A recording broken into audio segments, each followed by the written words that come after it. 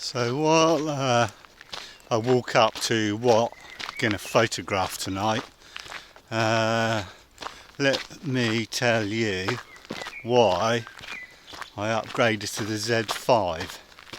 I didn't really have any need to upgrade from the Z50. If I hadn't broken it, I wouldn't be upgrading. But when an opportunity presents itself, we might as well do it. So why the Z5 and not any other camera? Well, I don't really need a Z9 or a Z7. I don't need the resolution for what I do. The Z6 and the Z6 Mark II would be nice, but there's a massive hidden cost in buying those cameras above the extra. I'll come back to that in a minute. The thing with the Z5 for me is I can run the camera either off the battery or off an external power source and still take photographs, video, etc. And that's a big thing for me, doing astrophotography and product photography.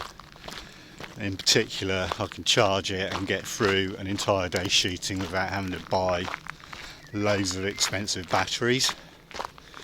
2 SD card slots. That's a big thing for me. Yes, I have had cards fail in the past. Luckily, when they have failed, it's been before a job, so I've not lost any of the customers' photos, and it's not been a disaster, but it would be good if it hadn't happened. So 2 card slots is a good thing in that respect. So let's go back to the Z6 and Z6 Mark II. The reason why I didn't choose either of those cameras was because there's a big hike in price, plus there's a hidden cost of the CF Express cards, which are about £300, euros, more than an SD card. So that's a huge hidden cost you have to factor into anything above the Z5. The other thing with the Z5 is, okay, it's got a slower shooting rate and slightly compromised video performance, but that's not something that bothers me. There's workarounds for that, and I don't need a camera that shoots 12 frames per second anyway. And if I do get in a situation where I'm taking lots of shots like that, I'll just manage. The Z5, other than shooting rates, speed, video, there aren't any real compromises for me. Okay, the backside illuminated sensor, that would be nice to have, but to be honest, with a little bit of skill and experience, you can overcome that without any issues. There are a few things missing out of the menu, like extended shutter speeds that the Z6 and Z6 Mark II have, but the Z5 has a timed setting at the end of the shutter speed settings anyway, so you can have pretty much an infinite shutter speed there if you want. So that's why I'm happy to go with the Z5 over all the other cameras, and the money that I bank in savings will go into lenses. This is one of the main things I plan to film tonight, but not the most important.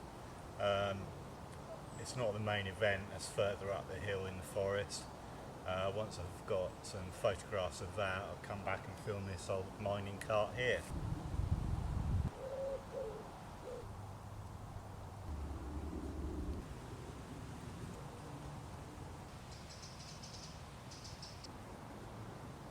What I will do up here is put some lights around this, maybe a light in it.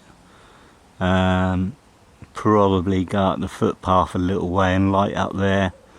See whether we can light up some of this tree canopy and see what we can achieve with some pretty low level lighting, really. So this is what I've come up to film tonight. It's basically a giant wicker basket in the form of a face. It's supposed to represent a local legend. I think it's a legend of Ascapart or something like that. I did Google it, but all it came up with was Colombian drug dealers. So I can't really tell you much more about it than that. I think it's going to be a bit problematic to video because it's basically woven, so light is going to spill out through all of this weave, but we'll have a go anyway.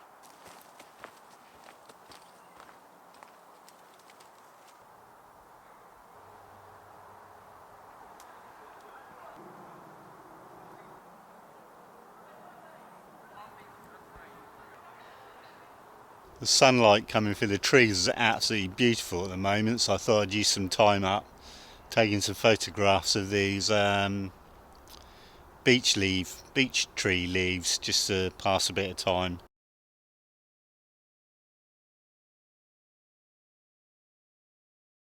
At the moment I've got my blue light over there, I've got my orange light in here, and my iPod case stood up in front of it. Otherwise you can see the light through the wicker mesh, and that just stops that happening, but it still illuminates the inside of the head. Past the nose, and then over here I've got my purple light shining back onto that side of the face there. There, you might be able to see the orange light coming through the side there because it's not hidden from view by something in front of it, but fortunately it is from the front. There you go, it's gone now. Forgot to say, I've also got a little white light around here to light the trees up here. Camera set up there, I've run out of water so I'm a bit thirsty, but we shall carry on.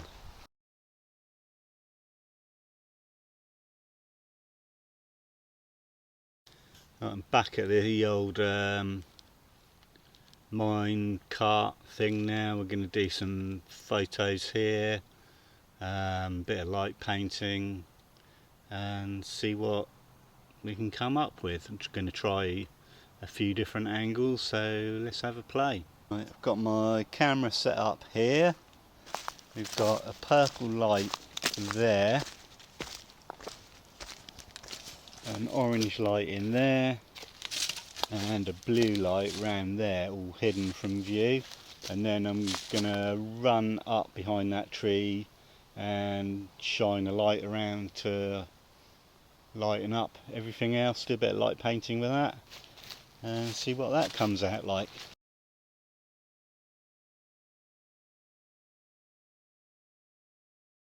Couldn't resist a last stop on the way home, so I was passing this anyway. This church here, it's a really nice clear night. That cross will illuminate the front of the church. Go through the gate. Ooh.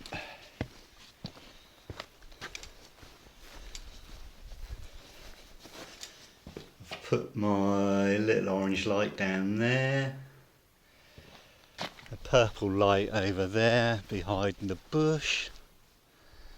And over there is my blue light hiding in a bush as well. So let's go. So I don't know if you see it, I've got my composition here, light over there on the church. Let's just take a shot and show you what it comes out like. That'd be the easiest thing to do, wouldn't it?